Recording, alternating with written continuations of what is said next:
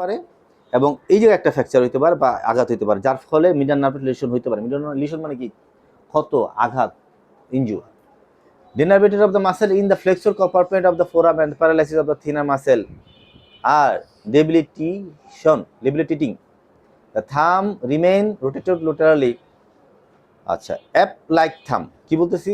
App like থাম, এটা কোনটা? মাঙ্কি, মানে ওই যে বললাম একটু আগে, কোনটা এরকম হবে। কেন হবে? একটু আগে কথা, স্লাইডটা অনেক জটিল কথাবার্তা। এই স্লাইডে বলছে দুই জায়গায় ফ্র্যাকচার হতে পারে। একটা কোথা নাসরিন? সুপ্রাকন্ডালের ফ্র্যাকচার, একটা হলো above the ridge, just above the ridge. Ridge কোনটা? রিজন কোনটা? জেরিন রিজন দেখো তো তুমি, রিজন কোনটা? রিজন কোনটা? কনফিউজ হইতে সব কোনটা রিজন? এই জন্য একটু উপরে কে হইতে ফ্র্যাকচার হইতে পারে কি? সুপ্রাকন্ডাল ফ্র্যাকচার হয়, above the ridge joint fracture হইতে পারে। ফ্র্যাকচার হলে কি হবে? একটা হলে বললাম যে ফ্র্যাকচার যদি হয় তাহলে কি থামের উপর হইলে অ্যাপ লাইক থাম, তার মানে হলে হাতটা থাম লেন্থ হবে। এটা কি জন্য হবে? একটু আগে ব্যাখ্যা দিলাম, একটু আগে ব্যাখ্যা দিছি।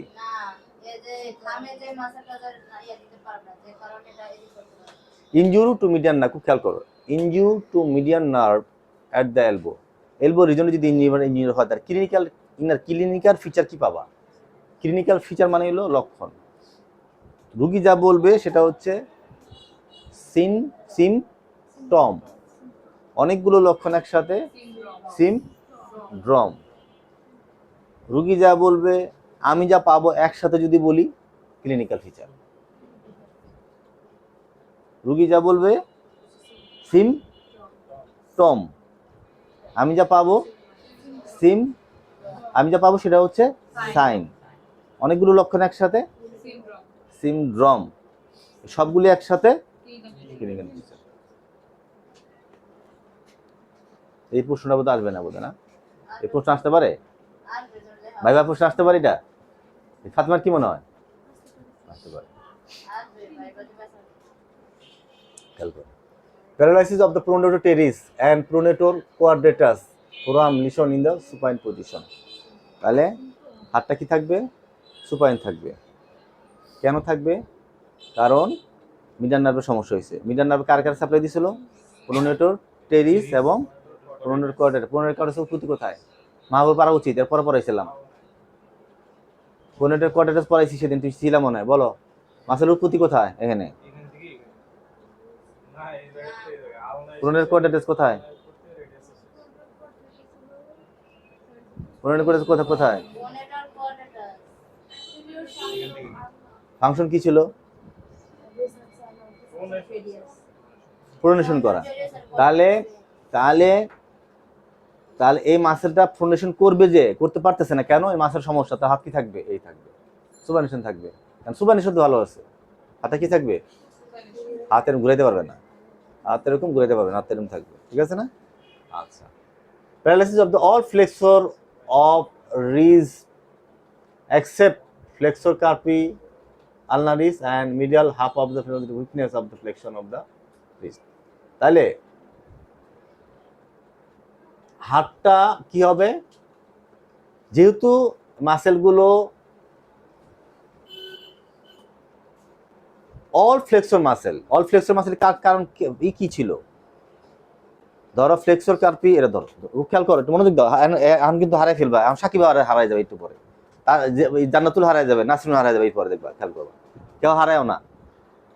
খেয়াল করো, ফ্লেক্সর কার্পি আলনারিস এবং ফ্লেক্সর ডিজিটাম প্রোফান্ডাস, এই দুটো মাসেল কিন্তু ইনট্যাক্ট আছে। কেন? এটা আলনার নার্ভ, এই জন্য এই দুইটা মাসেলের কারণে এই হাতটা কিছুটা ফ্লেকশন থাকবে, এরকম। কথা বোঝা নাই? কিন্তু এদিকে flexor carpi radialis, palmaris longus, flexor digitorum superficialis, এই কোনো মাসেল কিন্তু নার্ভ নাই। ফলে কি থাকবে? হাতে প্রায় এক্সটেনশন থাকবে। শুধু এই দুইটা নার্ভ ভালো আছে বোধহয়, এই মাসেলটা কিছুটা হলেও সে কি করবে? হাতটা এক্সটেন্ড অবস্থা থাকবে, ফ্লেকশন থাকবে না। কেন ফ্লেকশন থাকবে না? কারণ medial compartment muscle median nerve supply দেয়, ও তো মিডিয়ান নার্ভ অসুস্থ, হাতটা কি এক্সটেন্ড থাকবে, ফ্লেকশন থাকবে না। হ্যাঁ, হতে পারতেছে না, তো এই জন্য তো এক্সটেনশন ভালো আছে, ওই জন্য টান দিয়ে পিছনে নিতেছে। এর মাসেল তো সাপ্লাই ভালো নাই, এদিকটা ভালো আছে, ও টান দিয়ে দিকে নিবে, যার শক্তি বেশি সে টান দিয়ে নিয়ে নিবে, এটাই নিয়ম। যার শক্তি বেশি সে টান দেওয়ার উপর দিকে নিয়ে নিতেছে, এত এরকম থাকবে। এই জন্য মিডিয়াল নার্ভ যদি সমস্যা হয় তাহলে বাঘের থাবার মতো হাত এরকম থাকে, এই জন্য কে বলে ক্লো হ্যান্ড বলে। কেন বলে? এই কারণে বলে হাত এরকম থাকবে, এরকম থাকবে না। আর এরকম থাকবে কোন ক্ষেত্রে? Radial nerve.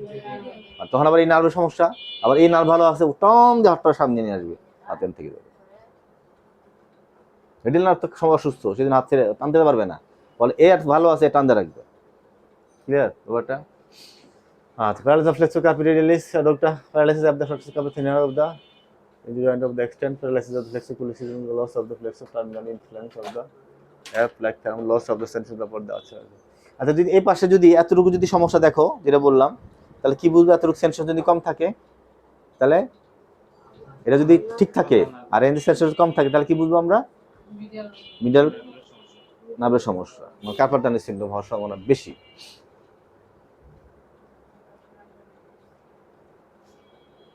Carpal tunnel syndrome কেন হবে? কার্পাল টানেল সিনড্রোম কেন হবে? যদি এই মিডল নার্ভটা এখানে কি হবে? প্রবলেম হয়। তাহলে প্রবলেম যদি হয়, তাহলে কি হবে? এ আঙ্গুল এ আঙ্গুল এ আঙ্গুল এ আঙ্গুলের সেন্সেশন থাকবে না। কেন থাকবে না? কারণ মিডিয়ান নার্ভ এখানে ব্লক হয়েছে, ঝিনঝিন ঝিনঝিন করবে, ব্যথা করবে, আর এই জায়গায় সেন্সেশন থাকবে। তাহলে আঙ্গুলগুলিতে সমস্যা বুঝতে হবে। এই জায়গায় সেন্সেশন আছে, বাট এই আঙ্গুলগুলির সেন্সেশন নাই। কেন নাই? কারণ এই জায়গায় মিডিয়ান মেইন সাপ্লাই দিছে, আর এই জায়গাটা কে সাপ্লাই দিছে? এর সুপারফিশিয়াল ব্রাঞ্চটা, কার্পাল ব্রাঞ্চ, কিটোনাস ব্রাঞ্চটা। তাহলে যদি নার্ভের, এখন দেখতে হবে নার্ভ কোন লেভেলে আছে। হাত ক্লো হ্যান্ড হবে কখন? যখন হাতটা পুরো কাটা বা ইনজুর অবস্থা, বা খুব বড় ধরনের ইনজুর, কিন্তু নার্ভটা চাপে পড়ছে, নার্ভটা ইন্টারপ্রেন্ট, তখন ঝিনঝি ব্যথাটা করবে, তখন কিন্তু হাত এরকম থাকবে না। কার্পাল টানেল সিনড্রোম মানেই নার্ভ ড্যামেজ হয়ে যাওয়া নয়, নার্ভটাকে একটা বাধাগ্রস্ত হয়েছে। আর লিশন হইলে যে বললাম সুপারকন্ডাইলাল লিশন, সেটা হলো অনেক বড় ধরনের প্রবলেম। বুঝতে পারলাম? মিডিয়ান নার্ভকে বলা হয় million nerve, million dollar nerve. এত গুরুত্বপূর্ণ নার্ভ, অনেক বড় একটা নার্ভ, অনেক বড় কথাবার্তা। বুঝতে পারলাম? তো আমরা আলোচনা শেষ করবো এই জায়গাটাতে।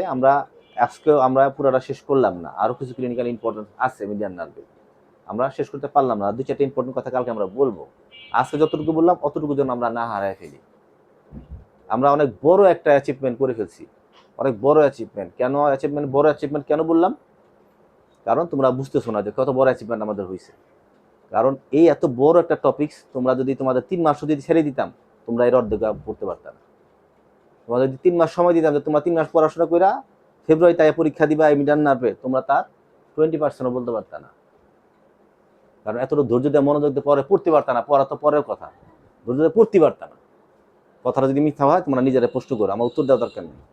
অথচ আমরা 2 দিনে বড় একটা কোর্স শেষ করে ফেলে দিয়েছি, এবং অনেক কিছুই কিন্তু এই যে মিডিয়ান নার্ভের ব্যাপার সবার, যে মিলিয়ন ডলার নার্ভ নিয়ে কিন্তু অনেক আলোচনা আমরা করে ফেলছি অলরেডি। এবং আমরা de Quervain disease, carpal tunnel syndrome, pronator teres syndrome, আমরা এগুলো অলরেডি করে ফেলছি, যা অনেক জটিল, অনেক কঠিন এবং অনেক গভীরের বিষয়, যেটা আমরা করে কি করছি, আমরা অলরেডি অ্যাচিভ হয়ে গেছি, অলরেডি ডান হয়ে গেছে। এটা আল্লাহ খাস রহমত, তোমরা সহযোগিতা করছো, চেষ্টা করছো। বুঝতে পারলাম? তাহলে এই বকা ঝগার মাধ্যমে, বকার বিনিময়, কষ্টের বিনিময় সফলতা কি? আমি নাম যা কি জানলাম? পরীক্ষা কিন্তু এবার এই সপ্তাহে পরীক্ষা হবে, ফাটাফাটি পরীক্ষা হবে। এই পরীক্ষায় কিন্তু এই সমস্ত কিছু থাকবে। বুঝতে বললাম? তাহলে মিডিয়ার নাম আছে যা পড়াইলাম, তার ঠস ঠস ঠস করে সব কিন্তু কেউ একটা সঙ্গে আজকে কিন্তু হারায় ফেলেও না। খুব মনোযোগ দিয়ে দেন, বলতে আমার জীবনের চ্যালেঞ্জ, কারণ আজকে না বুঝলে আর বুঝবা না, এটা আজকে বুঝে ফেলতে হবে তোমাকে। আজকে সুন্দর করে প্রত্যেকটা পয়েন্ট কি কি বলছি, অ্যাপ্লাইড ডিফর্মিটি কাকে বলে, মিডিয়ান নার্ভ কোথায় কোথায় ইন্টারপ্রেন্ট হইতে পারে, ফ্লো হ্যান্ড কাকে বলে, রিজ ড্রপ কখন হয়, এন্টোরিন্টারাস নার্ভ কারে কারে সাপ্লাই দেয়, নার্ভটা কোথায় আসছে কোথায় শেষ হয়েছে, কোন জায়গায় দিয়ে কোন জায়গায় গেছে, কিউবিটাল ফোসা তার কি হয়েছিল, ঠিক আছে, আর্মে তার কি হয়েছে, ফোর আর্মে তার কি আছে, এই সমস্ত প্রশ্ন নিজেকে করতে হবে। নিজেকে প্রশ্ন করে নিজে নিজে খাতায় লিখতে হবে। আর প্রশ্ন করার পর কি করতে হবে, তার আবার উত্তর কে লিখবে? আমি লিখবো? কে লিখবে? তুমি লিখবা? কে লিখবা? কবে লিখবা এটা? লাল শুক্রবারে? আচ্ছা, শেষ করে পণ করো। আমি আজকে সমস্ত প্রশ্ন উত্তরগুলো কইরা, না বুঝলে স্যারে জিজ্ঞেস করে আজকে লেখে আমি বাসায় যাব। কি করো? আমরি পণ করো, করো পণ করো, বলো আমি ইনশাল্লাহ, বলো আমার সাথে, আমি ইনশাল্লাহ আজকে অবশ্যই যত যা ক্লাস হইছে সমস্ত কিছু আজকে পড়াশোনা কইরা লেখা দিয়া তারপর যাব